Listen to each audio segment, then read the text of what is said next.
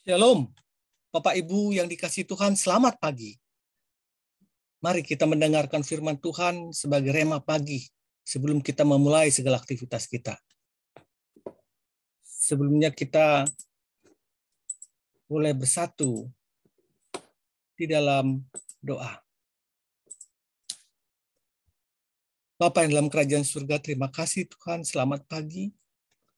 Tuhan memberikan hari yang baru kepada kami pada pagi hari ini. Kami yakin Tuhan, ketika mata kami terbuka, kami tahu bahwa Tuhan beserta dengan kami. Tuhan memberikan hari yang baru. Tuhan juga menyiapkan berkat-berkat baru buat kami. Untuk itu Tuhan, berbicara Engkau Tuhan kepada kami. Supaya firman itu menjadi suluh kami dalam kami berjalan di pagi, siang, dan nanti malam. Di dalam nama Tuhan Yesus Kristus kami berdoa. Amin. Baik, Bapak Ibu yang dikasihi Tuhan, judul kita pada pagi hari ini adalah berpikir positif. Berpikir positif. Landasan firman Tuhan diambil dari Matius 9 ayat 4. Tetapi Yesus mengetahui pikiran mereka, lalu berkata, "Mengapa kamu memikirkan hal-hal yang jahat di dalam hatimu?" Matius 9 ayat 4. Pada suatu kebaktian hari Minggu, seorang pendeta sedang berkhotbah berapi-api tentang setan. Warga jemaat yang hadir dalam kebaktian itu mendengar khotbah tersebut dengan penuh perhatian. Tiba-tiba ada seorang yang hadir terlambat pada kebaktian tersebut. Ia duduk di bangku paling belakang. Dalam khotbahnya itu pendeta berkata, "Saudara-saudara yang dikasihi Tuhan Yesus Kristus, dalam menjalani hidup di dunia ini kita harus senantiasa waspada. Iman kita harus tetap teguh, sebab si penggoda setan yang jahat itu bisa ada di mana-mana. Suatu saat ia biasa ada di belakang kita." Jadi pada waktu mendengar itu, seorang yang hadir terlambat tadi yang duduk di belakang merasa tersinggung.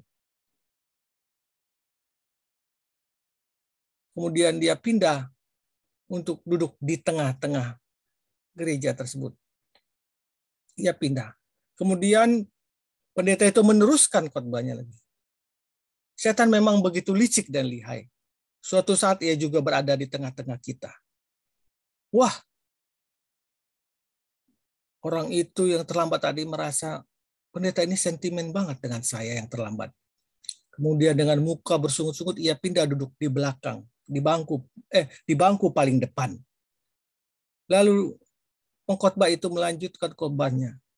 Saudara-saudara, sekali lagi saya tegaskan bahwa setan ada di mana-mana.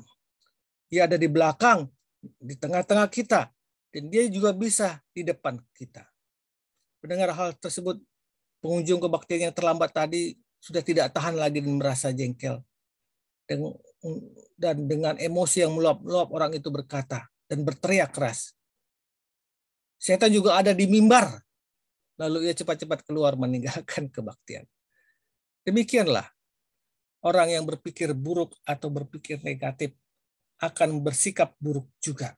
Orang yang berpikir buruk atau berpikir negatif akan bersikap buruk atau negatif juga.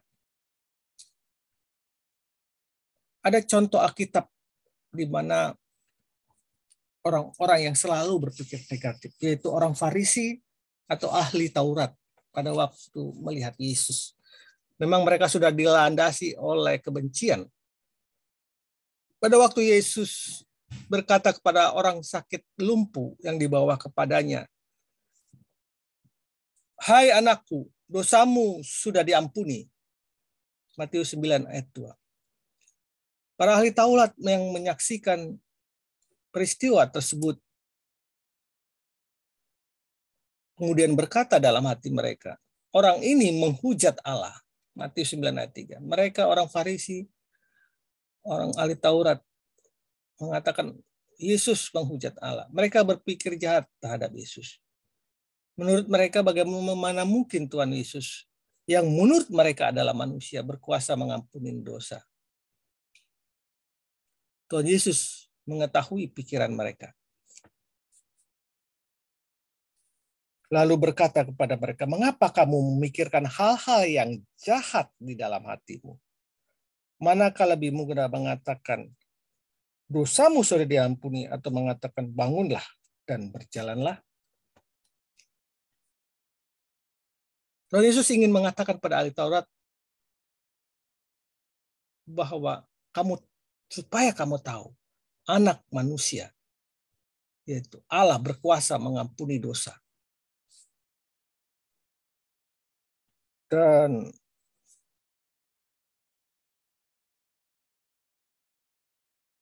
orang Taurat atau ahli-ahli Taurat itu tetap membenci Yesus. Walaupun mereka tahu bahwa Allah, Yesus adalah anak Allah yang berkuasa mengampuni dosa. Lalu Yesus berkata kepada orang lumpuh itu, bangunlah, angkatlah tempat tidurmu dan pulanglah ke rumahmu. Matius 9 ayat 5 dan 6. Dan orang lumpuh itu pun bangun lalu pulang. Jadi walaupun sudah dibuktikan oleh Tuhan bahwa dia adalah Allah, tetapi karena rasa kebencian ahli Taurat dan orang Farisi itu, kebencian di mana banyak orang percaya kepada Tuhan Yesus dan tidak lagi percaya kepada mereka, ahli Taurat, maka apapun yang mereka lihat tentang keajaiban Tuhan, mereka tidak mau percaya karena hati mereka penuh dengan rasa benci dan prasangka negatif. Saudara-saudara tentu juga masih ingat cerita Yusuf di Alkitab tentang Kejadian 37 ya, di mana Yusuf sangat dibenci oleh saudara-saudaranya karena Yakub ayah mereka lebih mengasihi Yusuf daripada anak-anak yang lain. Jadi hati-hati ya, kalau orang tua jangan memberikan kasih kepada anak-anaknya, menunjukkan kasih kepada anaknya yang berbeda-beda. Seusahakan mungkin untuk anak-anak itu mendapatkan kasih yang sama. Nah, ini akibat Yusuf dikasihi oleh orang tuanya yaitu Yakub, maka saudara-saudaranya berpikir negatif atau berpikir jahat, mereka kejahatan. Mereka awalnya ingin membunuh Yusuf, tetapi dibatalkan mereka menjual Yusuf menjadi budak. Tapi apa ya sikap Yusuf pada saudara-saudaranya? Janganlah takut sebab siapakah aku ini? Apakah aku ini pengganti Allah? Memang kamu telah mereka-reka yang jahat terhadap aku, tetapi Allah telah mereka-rekanya untuk kebaikan bagiku. Kejadian 50 ayat 19 dan 20. Di sini Yusuf mempraktekkan pikiran positif dia. Dia bersyukur atas penyertaan Tuhan di tengah-tengah badai kehidupan dia pada masa lalu. Tuhan merekanya untuk kebaikan bagi dia. Jadi Bapak Ibu, hendaklah kita selalu berpikir positif. Sebab dengan berpikir positif pasti menghasilkan sikap yang positif juga. Sebaliknya berpikir jahat dan penuh kebencian pasti akan menghasilkan sikap dan pola hidup yang penuh dengan rasa kebencian dan negatif. Hidup dengan berpikiran positif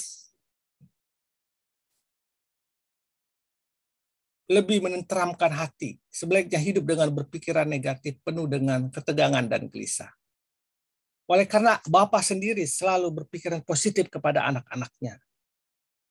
Berpikirlah positif, membuat hati kita merasa damai. So Bapak Ibu, dimanapun Anda berada,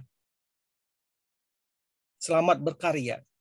Selamat mereka-reka pemikiran positif. Buanglah reka-reka yang jahat dalam hidupmu, karena itu tidak menghasilkan kebaikan, dan Tuhan tentunya membenci hal-hal tersebut. Selamat berkarya, Tuhan Yesus memberkati. Amin. Amin.